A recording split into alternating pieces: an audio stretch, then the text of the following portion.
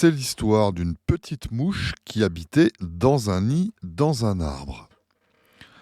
Une mouche, ce n'est pas très gros. Comme animal, comparé à un fourmilier ou même à toi, c'est quand même, on peut dire que c'est petit. Mais cette mouche, elle est encore plus petite. Alors évidemment, par rapport par exemple à un acarien, elle est énorme. Mais pour nous, on s'en fout parce que les acariens, on les voit même pas. Donc en fait, cette mouche, elle est vraiment petite. Et le problème, c'est que comme l'hiver approche, il faut qu'elle mette un pull et tout, puis elle fait pas bien attention parce que comme elle est petite, elle pense qu'elle tombera pas malade, mais ça n'a aucun rapport. C'est pas parce qu'on est petit qu'on est plus immunisé contre les maladies respiratoires, le rhume, et ce genre de choses. Donc, comme elle fait pas bien attention, et ben voilà. Qu'est-ce qui arrive Qu'est-ce qui arrive Elle s'enrhume. Et là, effectivement, elle commence à éternuer, puis la mouche, elle doit se moucher. Mais elle n'a pas de mouchoir. Alors, la seule option qui lui reste, à part se moucher dans les rideaux, bien sûr, c'est d'aller acheter des mouchoirs. Donc, elle ouvre la porte de son nid, puis elle s'en va. Zzzz. Mais, attention, comme la mouche, elle est petite, c'est-à-dire encore plus petite qu'une mouche normale, elle a une mémoire un peu courte. Et à un moment donné, quand elle vole, elle oublie ce qu'elle était en train de faire. Donc elle vole, et tout d'un coup, où je vais, se dis-je-t-elle.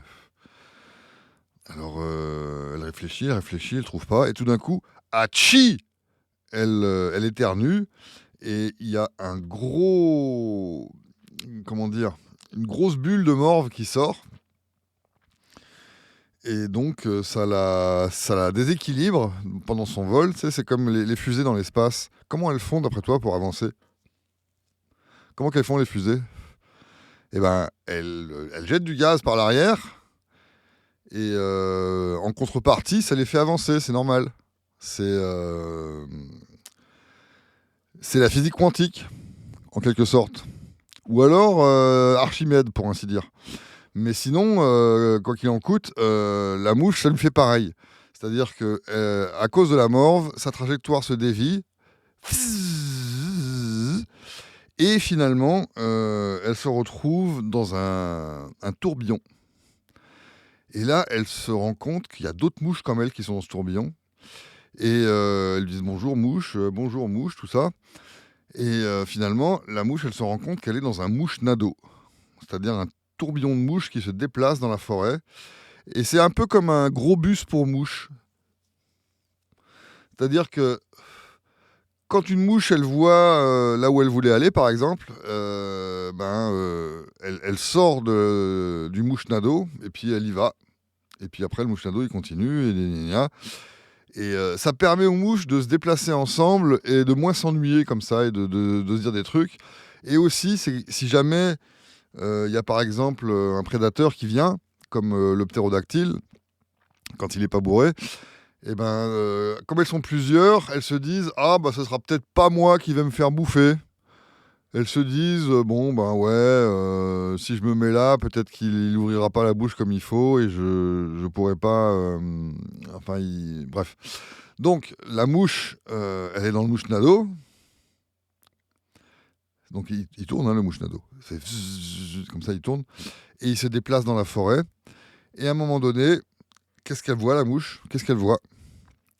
Elle voit le magasin du lézard. Alors évidemment, le magasin du lézard, c'est que des objets en terre cuite. Hein. Mais elle se dit, il a peut-être des mouchoirs.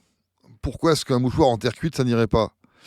Donc elle se dit, ok, je vais descendre là alors. Donc quand le mouche-nado arrive près du magasin du lézard, hop, elle a compris comment on fait. Elle sort comme dans un bus en fait. Hein. C'est juste que le bus, il s'arrête pas vraiment. Mais quand un bus ne roule pas très très vite, on peut descendre quand il roule. Essaye, tu verras. Le bus, il roule.